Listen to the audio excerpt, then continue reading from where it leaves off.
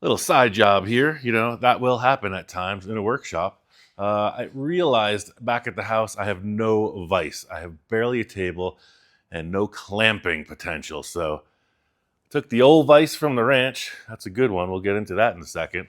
And then I have a car tire from the Merc. And then a piece of old drive shaft right above my head. And then the clamp is a piece to mount the vise. We also have a pretty interesting thing sent in by one of our loyal viewers. Let's check it out.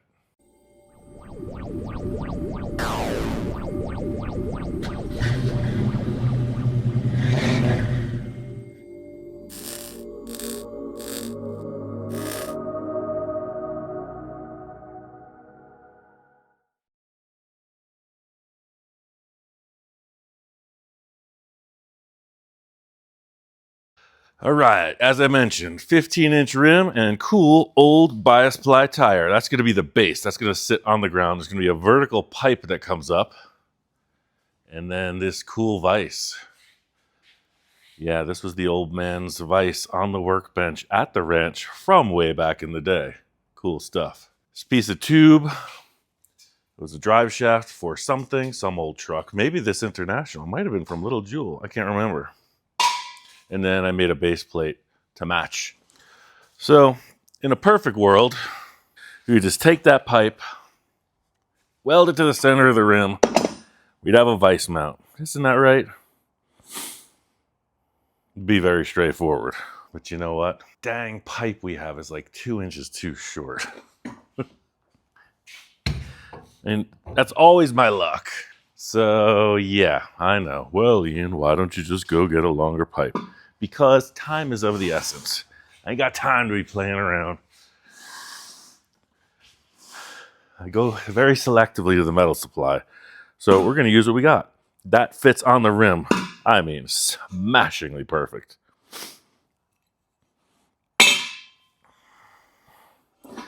That goes there like that. And it's kind of beat up, so it actually goes to the bolt pattern pretty darn close. So that'll offer a ton of support. And then, I mean, is that the luck of the draw or what? So what do we do?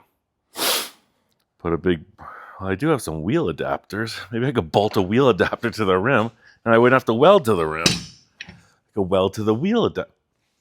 Weld to the wheel adapter. It's 5 on 5, or is it 5 on 5.5? It's a big rim. Got some Volkswagen stuff laying here. I'm peeking into the pile of wheel adapters. Deep. We all know the history of this cart. It's been around. It fell off the trailer, spilled half of its treasure, and now that's in a big pile in the back of the shop. I still haven't gone through that. We got VW to VW, 4 to 5. We got VW to Porsche. But I think we have some steel adapters back here. These are pretty raw. I've covered these before in conversation. Somebody made them. VW 4 to VW 5. Too cool to get rid of. Ooh, I see a steel one. I don't think those are going to offer us. Those are small Ford. Do you see my eagle eye? I mean, I kind of know what I'm looking for. I picked them right out. It's kind of like a Where's Waldo moment. So you were looking in this general area. There's a steel one. That's 5 to 4. That is 5 to 5. That's small Ford. And we got these back here. VW to VW. 5 to 5. I wonder if we set this on that rim. I mean, neither of them bolt up. Got a spacer. Got a piece of a megaphone. Could I cut the bottom off this vise? Yes. Am I going to? Heck no. And I could do that. We'd be all clear.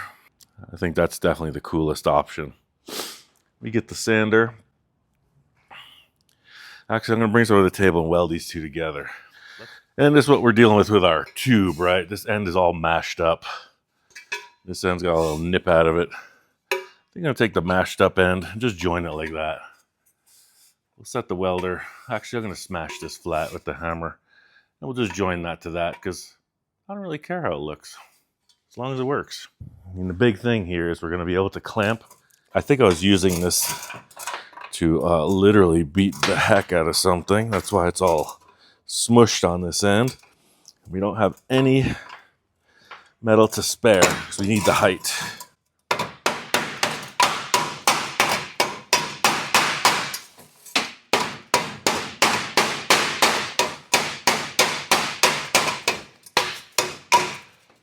Sweet.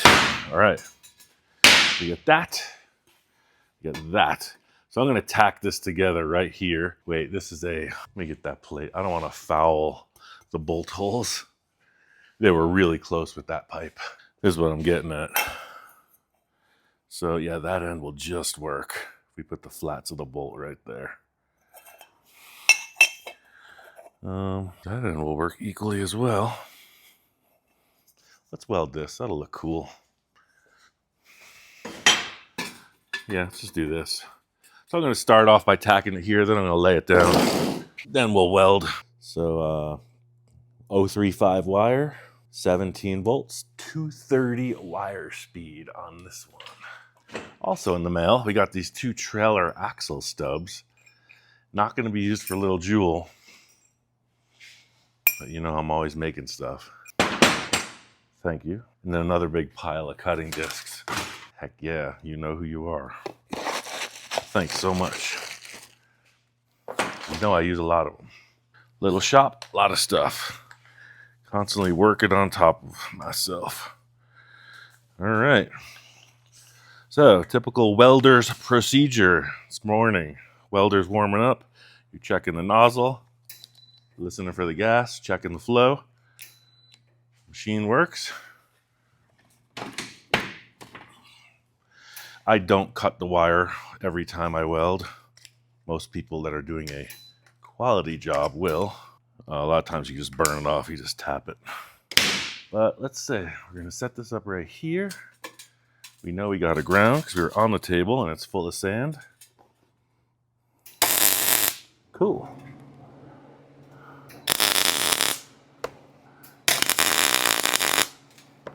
All right. See that sparking right there? That's what I was saying about dirty metal, imperfect fit up. It's typical on this, like, right, farm style repair weld. Just working with what you got. All right, this is what I was getting at. Look at this thing. Let me put it against a different background than the white wall. Looks like a welding helmet, does it not? It's got some screw mounts and a phone goes in that shape. So we'll be able to film welding. The phone clips into this. I mean, how cool is that? We're gonna try it out because I got some welding to do. This is a very special thanks to Mark Gunning. Pretty interesting. Mark at gunningdesign.com. We're gonna try this thing out. So for this, got a big gap and it's rusty. So with this, I like to work backwards. A lot of times with MIG welding, you'll move this way and run a bead, but watch how I'm gonna fill this up. I might have to turn the welder down. Got a bead, we're gonna step behind. Step behind.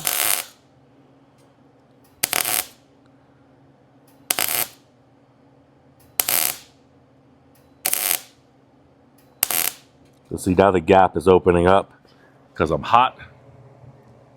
Dropping this a full volt. Let's see, now it grabs a little bit better.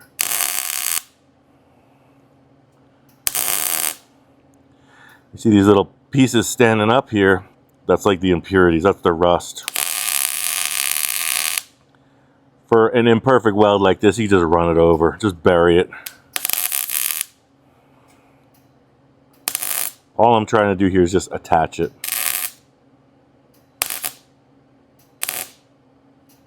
See, it's really hot right now, and there's a big gap. I'll move to the other side.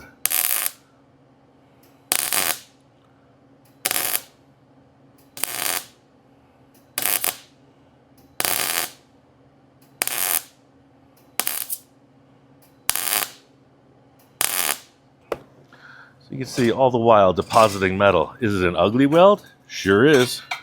But hey, it's an ugly part. So now we're cold. You can hear that welder backfiring a little bit.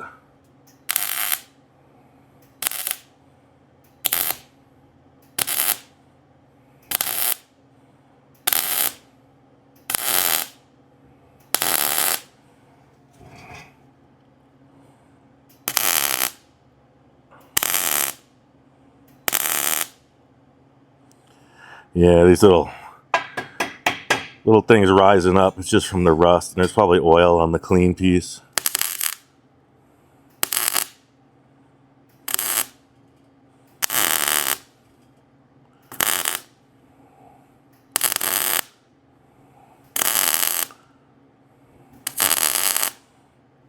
I'm gonna check the gas too, because that is popping off pretty nasty.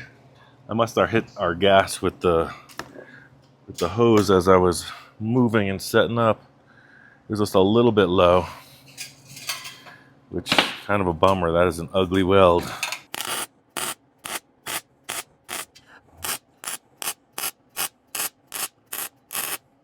Yeah, you see how that grows out?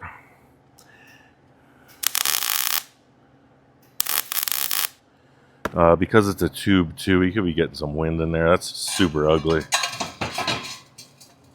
Not gonna stop me, not right now.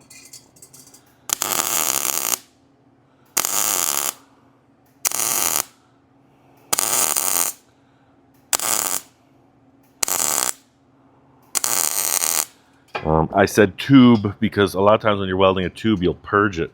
You'll put the actual welding gas, you'll cap one end and fill it with gas if you need a perfect weld.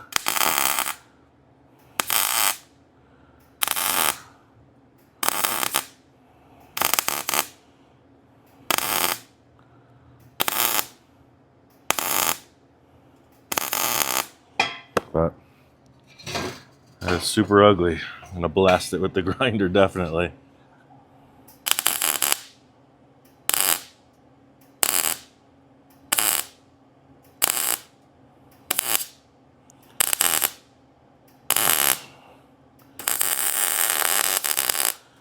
All right, I'm gonna hit that really quick. I'll be right back. Then we're gonna weld that plate on. Then we'll weld this thing to the rim. All right, so what we have here is an exceptionally ugly porous weld. Porous meaning it's got pores in it. There's little holes. It's gonna work for what we're doing? Sure is. All right, so I got that set up. We're gonna try to make a little bit better weld this time, because this is what counts. This is the plate that mounts the vise. Yeah, so this is what I was thinking. We're gonna pull this way, and then as long as the bolt holes go through there, as long as the bolt heads, I think it will. Let me grab a couple. I got some 1/2-inch bolts and lock nut hardware. And yeah, that's gonna be fine. So there's just enough room. We can set those like so, 3 times. Yeah, cool. We're gonna weld it like this. Now this one, thin metal to thick metal. That's always something to concern ourselves with. We want to put the heat to the thicker metal. And we don't want to weld in a way we're not going to be able to put the bolt back on.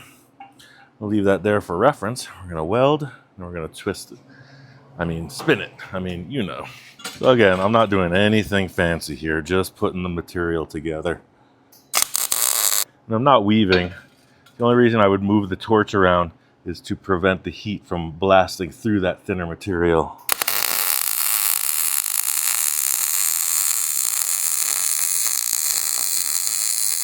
Well, that's the first try at our official welding lens filter thing. So this is actually what I had going on here. I had taped the phone into that. And unfortunately, I think it tried to focus on that plastic because it's not a tight fit. But, hey, practice is progress. We just learned something we didn't know. We got our rusty old piece of steel. And yeah, I'm going to get that little 3M belt sander. I'm not worried about the rust here. I want the paint off of that rim.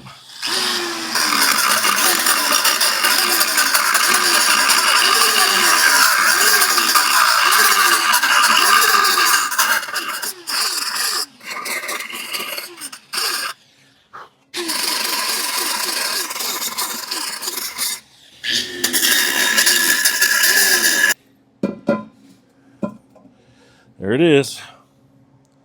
All right, awesome. All right, I got this prepped. So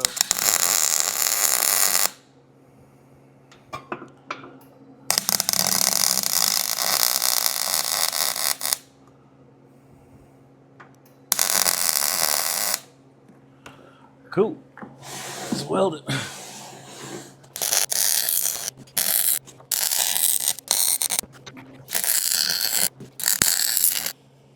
All right, as with a lot of old things, you got a little paint, a little rust.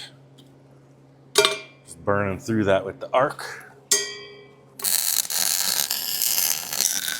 Heck yeah.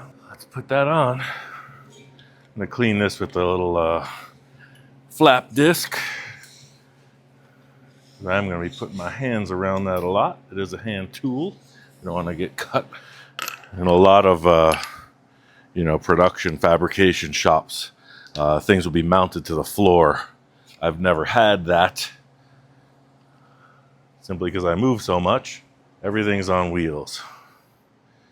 My shear, my truck, my jacks, the table.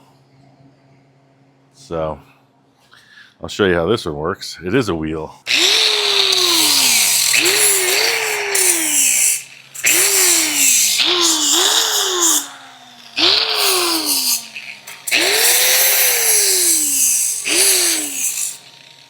And again, no reason to be fancy. Not for me. It's a crusty old vise. Looks like an antique. Set that on the 3-bolt flange. So the reason we put this extension on, I don't know if that part was recorded. See the part hanging down? So that part was hitting the rim at first. So that's why I ended up raising it up that bit with this extension. That's what was going on there. Hopefully we recorded that. If we didn't, you could see clearly. All right.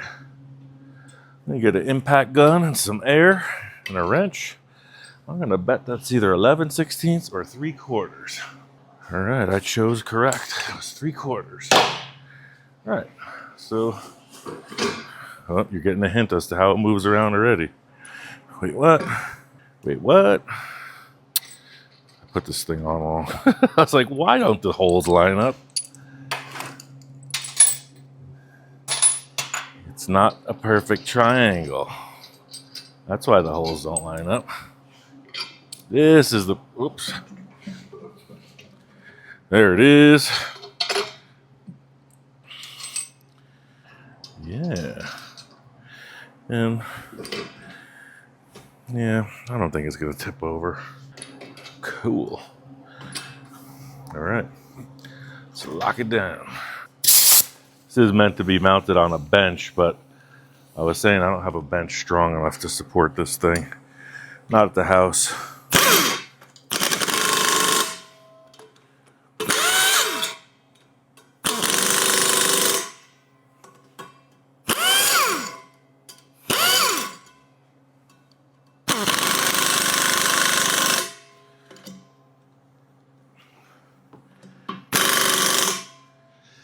That's that.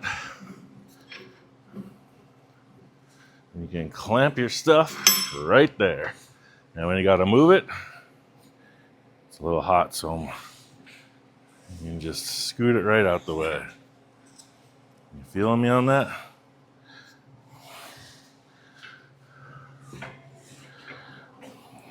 All right.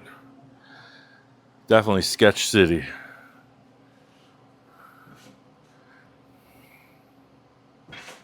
Hey, what do you want from me? I'm just trying to work on the car at home. Let's go back.